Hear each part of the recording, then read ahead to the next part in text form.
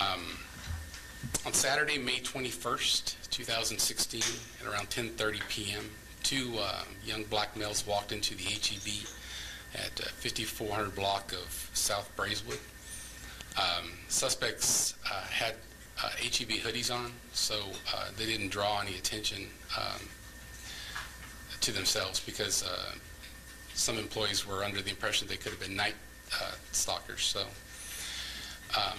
the employees walked directly to the administrative office and knocked on the door, at which time there's a female complainant who was counting the money from the earnings from the day. So she opened the door and thinking that it was an employee, and at that time both suspects rushed into the back office and immediately began assaulting her, although she's complying, and they were also demanding the money.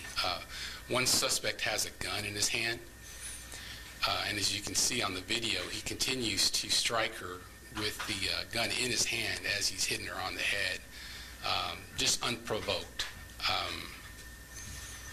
I have to say, in the 9+ years that I've worked robberies, that I've seen many videos that have come across my desk, but there's certain cases that come to your desk that irritate you a little more than others, and this being one of them. This female is somebody's mom, sister, somebody's family member, somebody's loved one, yet these suspects continue just to beat her for no apparent reason, even though she's complying. And so they take care of their business, and they take the money from the safe. She complies completely with them, and at that time they walk out appearing as employees and with a bag full of money. Any word yet on how they were able to get those HPD hooded sweatshirts? Were they potentially former employees? The HEB hoodies? Yeah. No, and the investigator that's assigned to the case has worked all the leads as far as trying to figure that out. The HEB has their own in-house investigation going. They've done everything they can to try to figure out who might have given these hoodies out, and all leads have been exhausted. So at this point, this is the reason why we come to the public and requesting assistance, because somebody is going to watch this video and somebody is going to know who these cowards are. I mean, their acts are just cowardly, and you know, Crime Stoppers pays up to $5,000. You just call, and you don't have to give your information, and but somebody knows who these suspects are. I would encourage people to pay close attention to their shoes, to their demeanor and how they walk, their mannerism. Somebody watching this will see, will recognize them, and I want to make it very clear to them that they will get arrested, and it's just a matter of time. In fact, they have the HEB here, and apparently they walked in at just the right time while money's being counted and knew where to go. You know, that's some knowledge of inner workings of the store that anyone looked at it.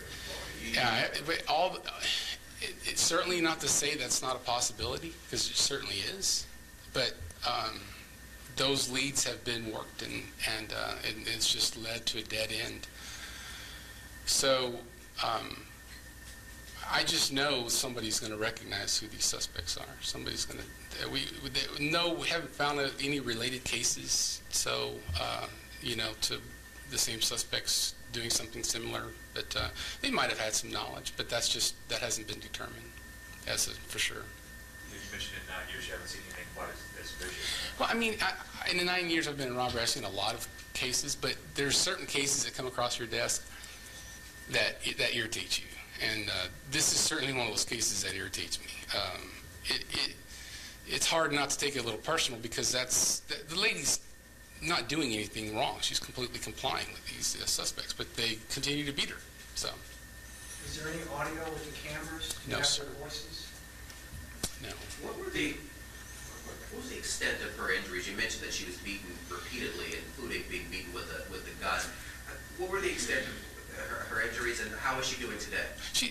Well, traumatized, but her injuries were, she wasn't transported to the hospital or anything. She just had some bruises and cuts and so forth. So, emotional injuries, I'm sure that'll last for a lifetime.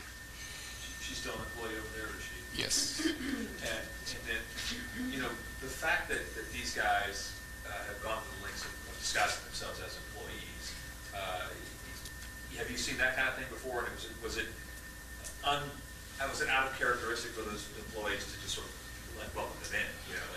Well, all they did is they knew exactly where they were going. They walked right into the HEB,